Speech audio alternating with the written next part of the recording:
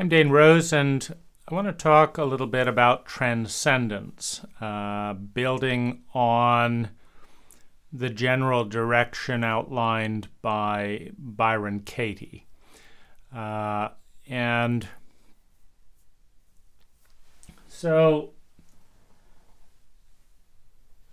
the first thing I want to pay tribute to is mental architecture. So to a large extent, and perhaps from some perspectives fully, all human behavior is a byproduct of paradigms, beliefs, thoughts, which in turn generate feelings and emotions,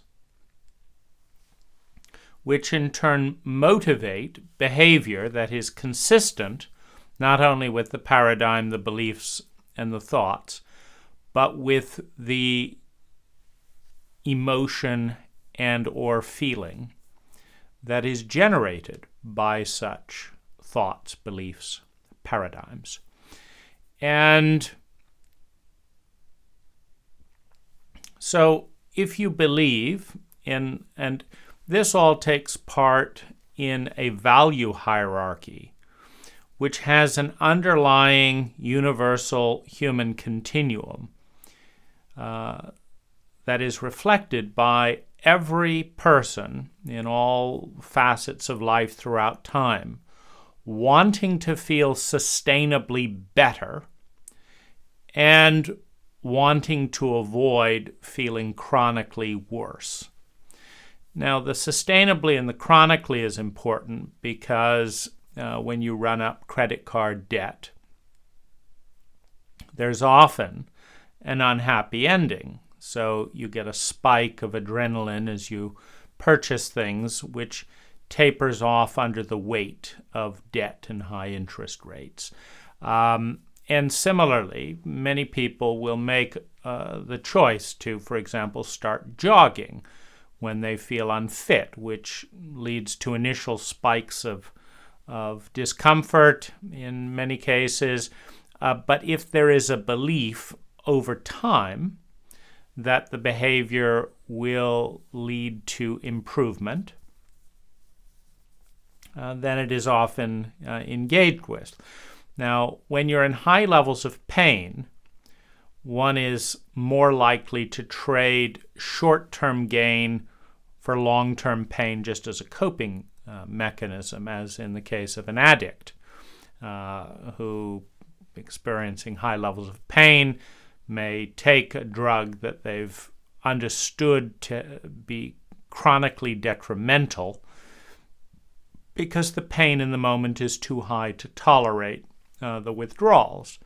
So time is a very important part in this paradigm. And then you have weird beliefs, because some people believe, for example, that to be racist which is at some level painful, to separate and elevate and differentiate on the basis of arbitrary colors or races, which divides and separates us. But if, for example, one's part of a social clique or group or cult that elevates something and rewards the elevation, then again, we may endure the physiological and psychological discomfort of a faulty or inaccurate belief simply to secure more love and belonging in the environment, the cultural environment that we find ourselves in. Whether it's agreeing with the majority of men and women in the 17th century that women don't need the right to vote, or whether that's agreeing with the majority of men and women today that, of course, strongly support women's right to vote. There is a majority factor which, in the hierarchy of human needs, survival, security, love and belonging, self-esteem, at level 3, agreeing with the majority is the easiest way to secure some semblance of external validation, of some semblance of love and belonging, and in so doing increase one's odds of survival and security by complying with herd mentality, even though we understand that statistically speaking, the majority is always lagging behind a distinct minority. But if the goal is love and approval as opposed to intelligence, then it is intelligent to agree with the majority. So we have a continuum of intelligence. If intelligence is measured by the efficiency with which time, money, and energy, or time, money, and natural resources, energy, is transformed into human well-being, then different paradigms, different beliefs, and thoughts, and feelings, and behaviors lead to a different amount of sustainable human well-being. That question, is the universe a friendly place? Has been attributed to Einstein. Apparently, it may not have come from Einstein, but it's still a very fundamental question. Because if your paradigm of the universe, of reality, of energy, is that it is friendly, this is a paradigm which leads to beliefs, which leads to thoughts, which leads to feelings, that statistically speaking have a higher possibility field than the belief that the universe is an unfriendly place. Because the universe is inestimably larger than we are. And this question, is the universe a friendly place? If the answer is no, then the only intelligent response is to stay smaller. If the largest portion of reality is presumed to be hostile, the most intelligent choice is to avoid as much reality as possible and dominate, fight, or run from, flight, as much as possible.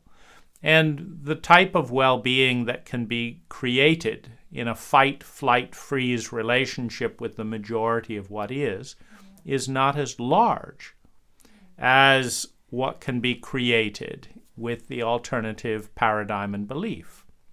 The universe is a friendly place, which leads to engagement, which leads to expansion.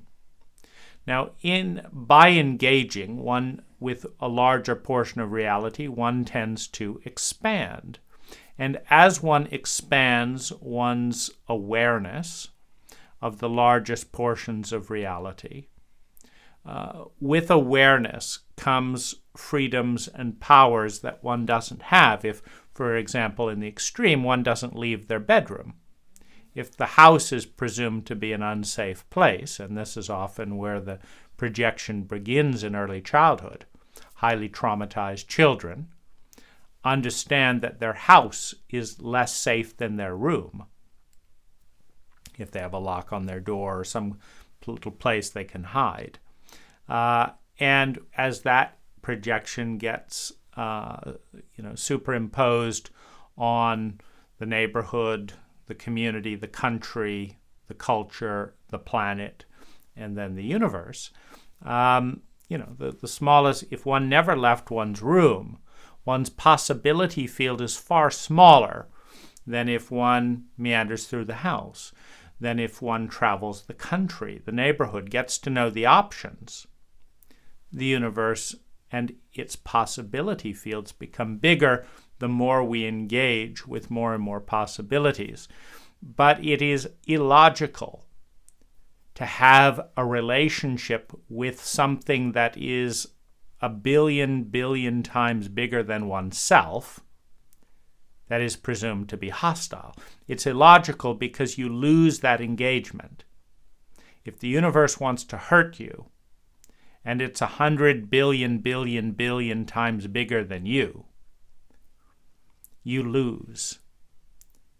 When a pinball collides with a bowling ball on a head-on collision, the bowling ball does not stop and bounce out of the way. The pinball does. The law of mass suggests that if the universe is a hostile place, that we lose every time we interact with a large portions of reality because of the law of mass.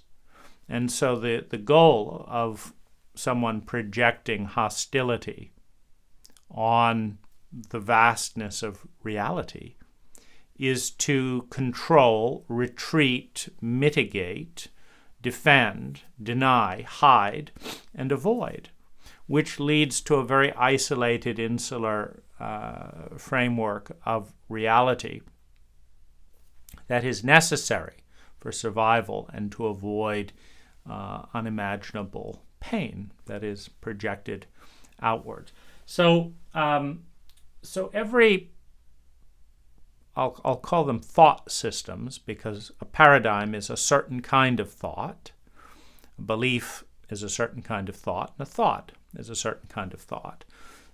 So if we look at the mental map of reality, it's incredibly important because all behavior emerges out of that map. We need some thought and some feeling, and we need to identify.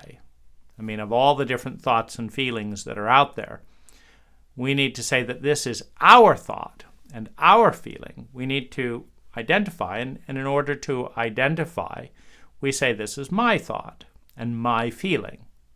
I am attached to it. And attachment is interesting because attachment is induced by feelings and emotions.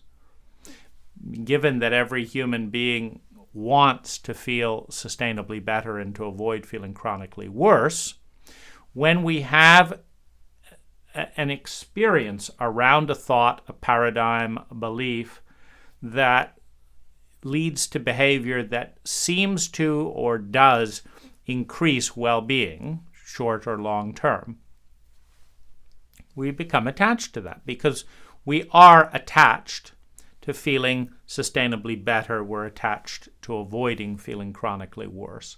So we become attached to it.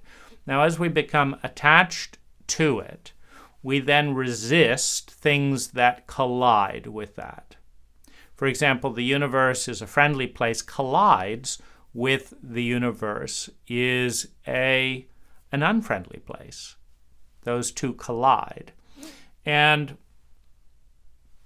so our attachment, I mean, maybe we had a belief that the universe is a friendly place, and then we were raped, and then we were beaten and disbelieved when we talked about the rape.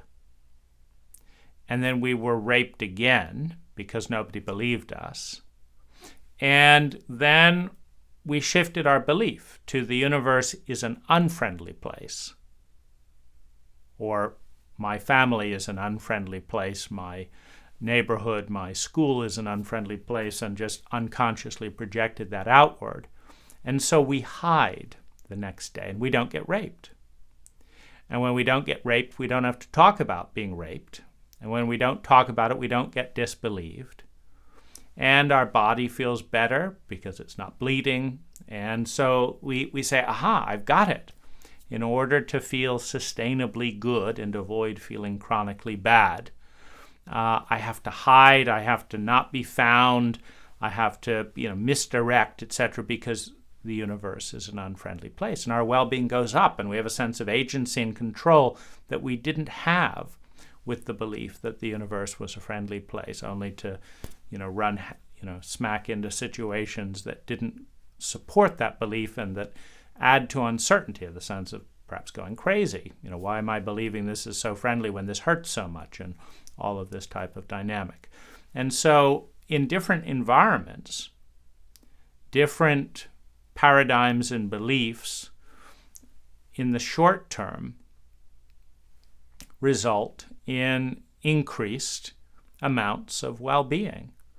However, in the largest and statistical terms, the process of creating and learning how to create a personal reality and a collective reality that is friendly, and believing that our personal reality and collective reality, that the universe is a friendly place, leads to a vastly larger possibility field, unlocks a possibility field that will never be unlocked as long as we're stuck in the dynamic of fear,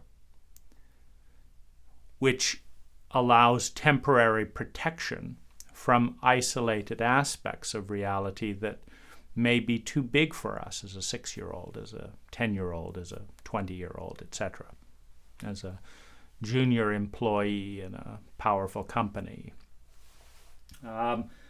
or as a private in the military. And so the architecture of thoughts and feelings has varying degrees of coherence, has varying degrees of integrity or integration.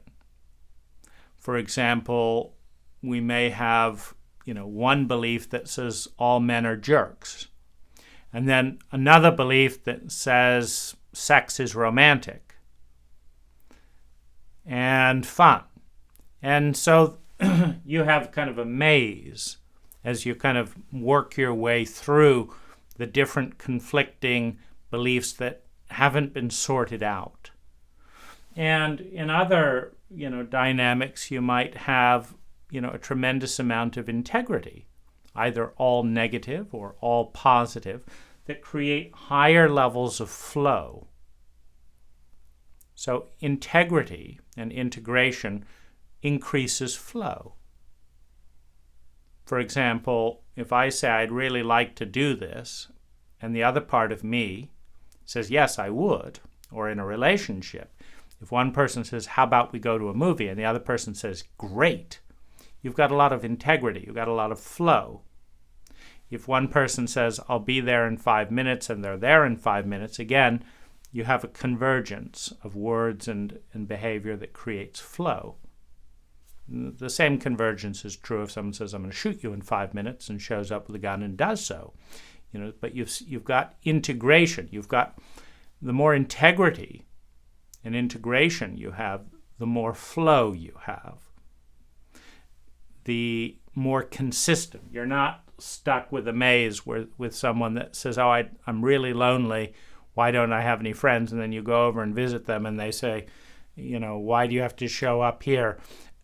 Because some part of them is lonely, and some part of them is afraid of visitors, and another part of them likes to complain in order to get sympathy, but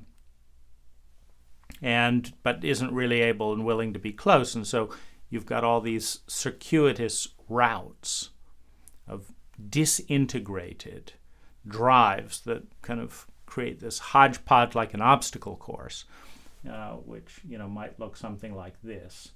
And so, given that we need to engage as an individual, which means making choices as an individual, this is within the egoic structure that says this is me and that's not me. Well, all that comes, with an ego that says this is me and this is not me. We create time. We create space, and we create choice. And do I turn left here or right here? Or do I go straight? I have to choose. I can't do them all at the same time with the same body because we're in egoic consciousness. So I have to do left or right or this. And so in order to choose, one must have a paradigm, a belief system, a thought system that says basically, if you get down to the lowest point, that if I go left, I believe my life will get better than if I go straight or if I go right. If I have no sense of that, then it really doesn't matter and it becomes completely random. There is no sense of I.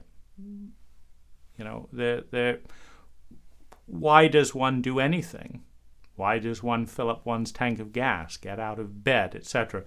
So we need a framework that is ultimately grounded in our beliefs and our sense that to do this leads to more well-being than to do that. And yet every single thought system, every single belief, every single paradigm is incomplete. It is attained in the same way that Michelangelo created a sculpture. Michelangelo creates a sculpture by cutting away everything that is not and revealing what is left. And that's how we get our paradigms, our beliefs, is we take the entirety of reality and we cut away most of it. We chip away at most of it and discard it. And what has significance is what is left, is what remains, is what we are attached to. Attached to because we believe that being aware of it or holding that idea, etc., will lead ourselves and those we care about towards more sustainable well-being and away from more chronic suffering. And you can have all kinds of different belief systems around this. If you believe that God punishes people for sins, and we believe that this is a sin and this isn't a sin, but the sin feels good, but the not sin doesn't, but we believe in eternal damnation, well, then it makes sense to do something that doesn't feel good now to avoid burning in hell later. And if everyone around you is party of the same belief and looks and treats you different now and says you're going to go to hell if you do that, well, then it also makes sense to do the thing that doesn't feel good now in the belief that doing so will benefit the future. So here's the problem with all thoughts, paradigms, and beliefs. If you take the sphere of all that is and you erase 99.9% of it, because 99.9% of it isn't mental, so it doesn't fit. And 99.9% of reality is unknown, and unknown, so it doesn't fit into the conscious lineal mind that we use to explore reality. Now, if you delete most of everything and you leave these shapes, what you get is consciousness, what you get is identity, and what you get is a matrix for decision making that is the best that an unconscious or a conscious person has been able to realize for achieving their goal of feeling sustainably better and avoiding feeling chronically worse.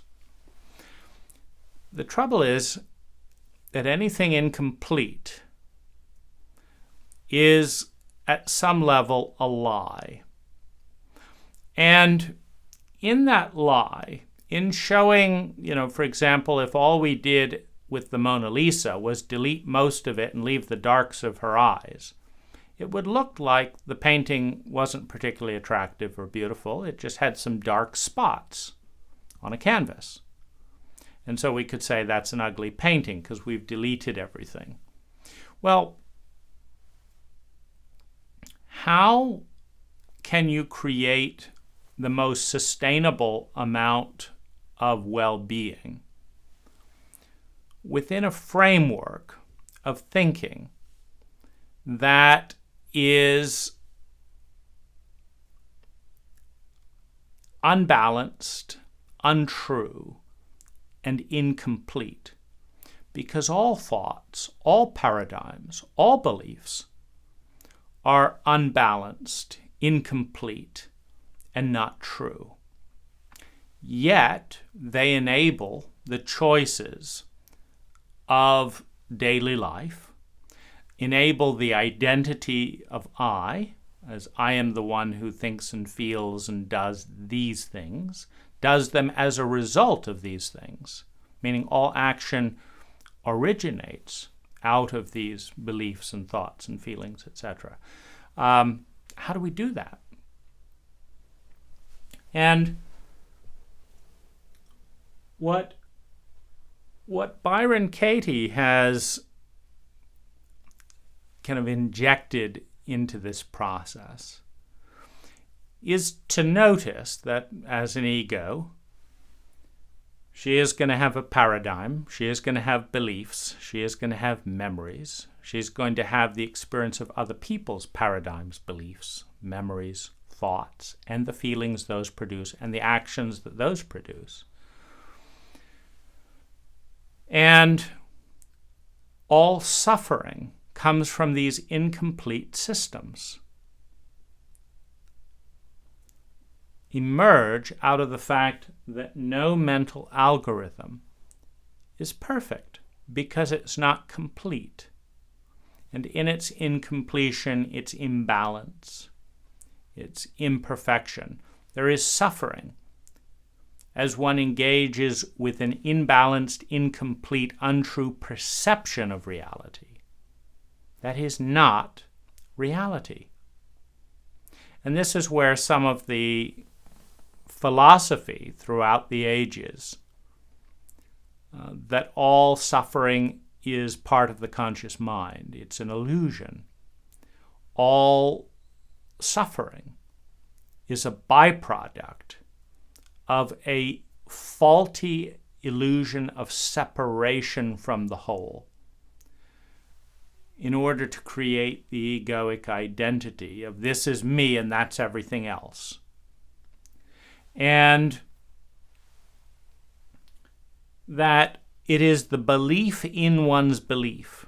It is the attachment and investment in one's thoughts, in one's feelings, in one's beliefs, and the feelings that those produce and the memories that support them that leads to suffering. That if you were to let the white fill in the circle again, without any distinction, to where there's one interconnected ecology of energy, that suffering disappears. There's just change, diversity, and complexity. A human body doesn't die. All the atoms and molecules that are held into the pattern of a human body gradually get absorbed into soil and into plants, into air, and into the moisture content, and become fertilizer and become new things. And so if you identify with all of it, you just experience the wave of change as one thing becomes one thing, and it is all one. There's no suffering. There's no attachment. There's no decision. There's no division. There's no cutting. And so the liberation that Katie brings into this dynamic and that I've been playing with is to connect with an awareness, with a witness, with a belief. So there's a funnel. There's a lot of judo in any polarity, in any dimension. A lot of paradox, etc. So, for example, the most liberating thought one can have is that thoughts aren't particularly real. If you believe that thoughts are real, you're stuck in the minutia of the equation. You're in the mathematics of thought.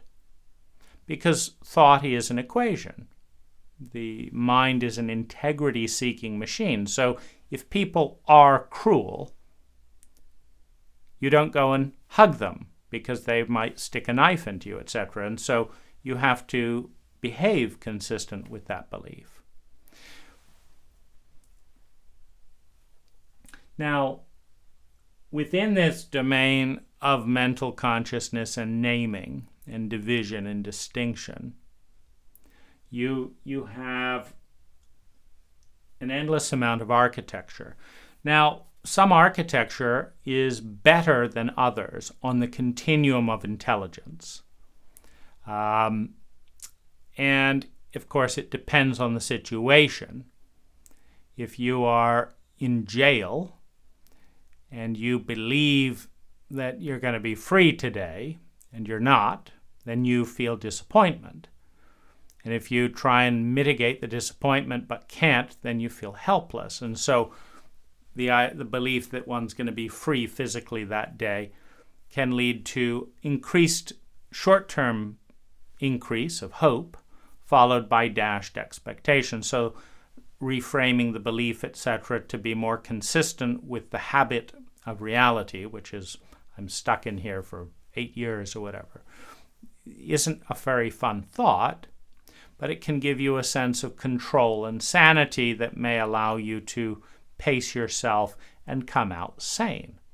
So there's different thoughts, feelings, paradigms, etc., in different contexts that help one to create the most amount of sustainable well-being one is able to within that context for the least amount of energy, a measure of intelligence. But no belief system, no paradigm, no thought system, no separate ego identity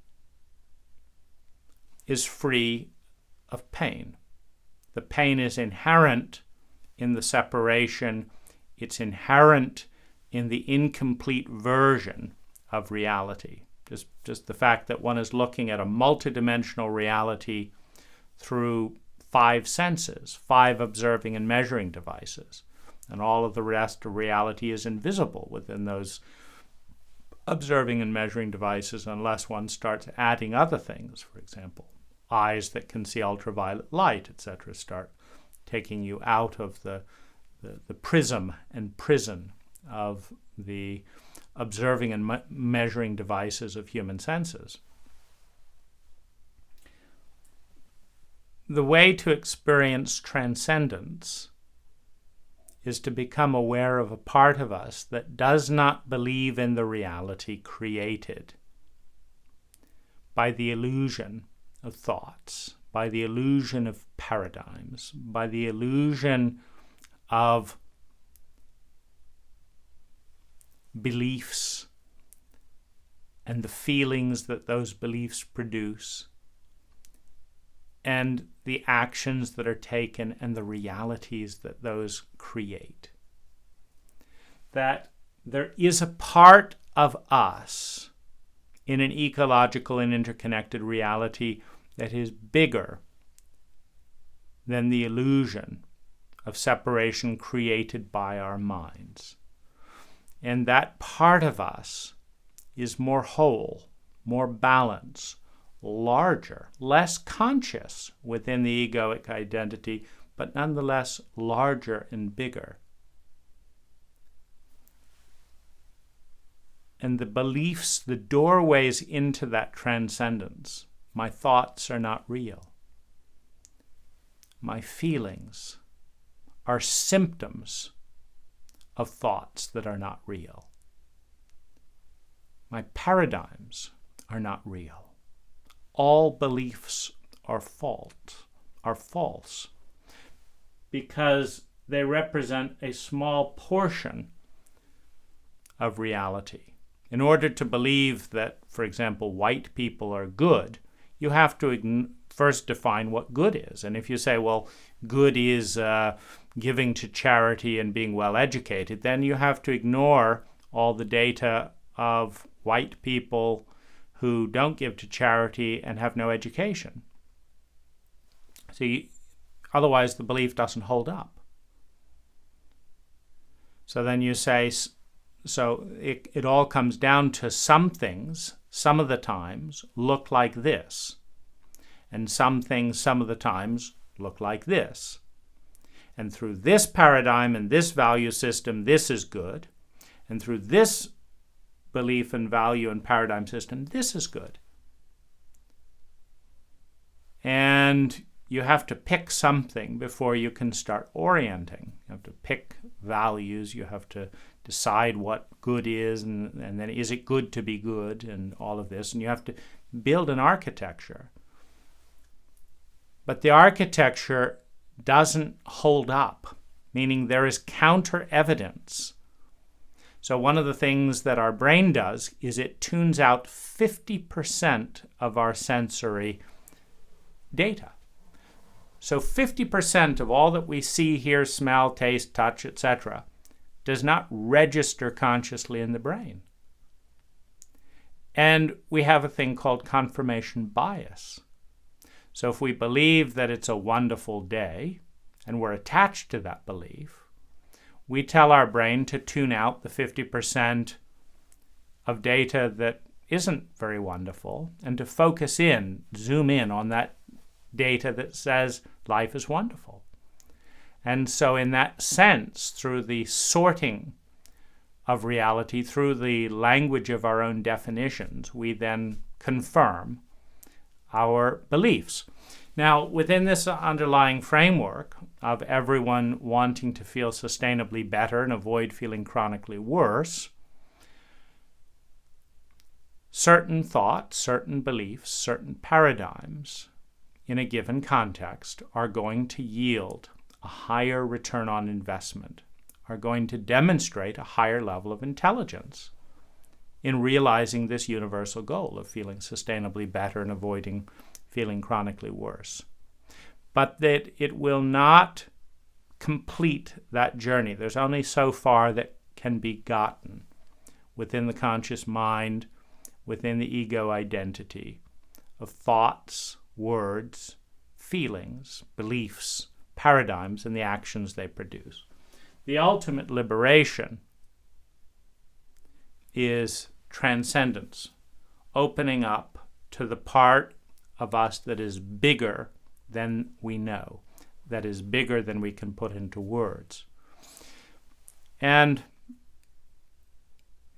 you cannot stop a thought, stop a belief, stop a sensation, etc.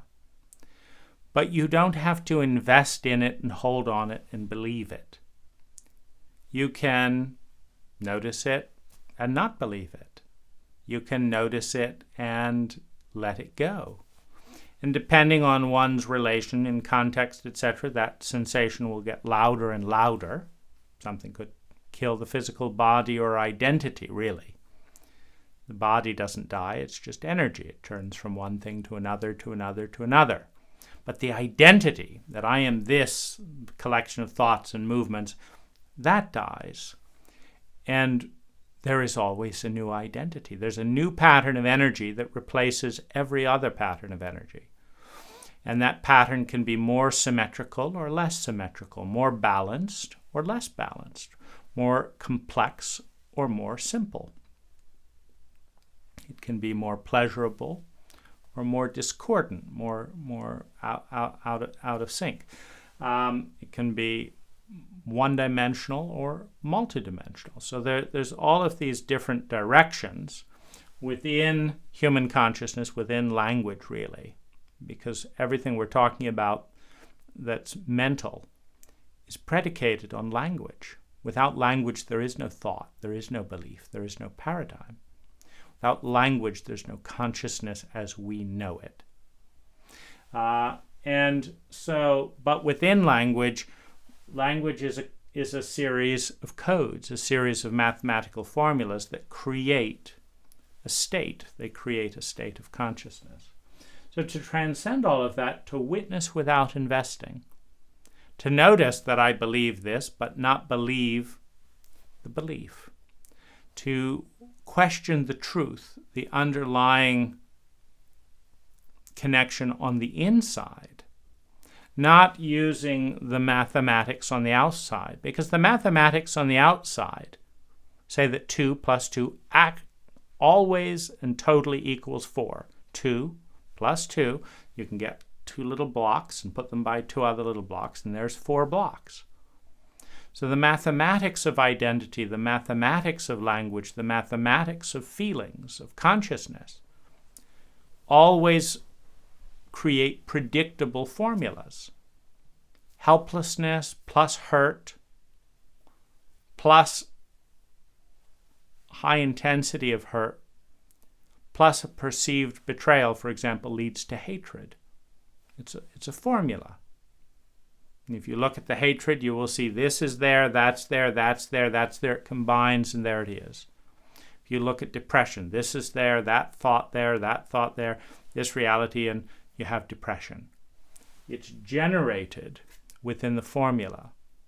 But if you don't believe the formula, if you don't believe in the reality, you have a certain ability to connect with a beingness that is not derived by the level of sophistication of one's cult, of one's cultured pattern of thinking, feeling, speaking, and doing.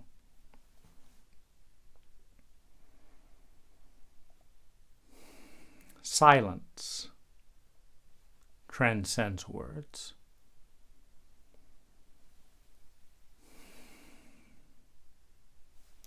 Letting go, questioning, opening.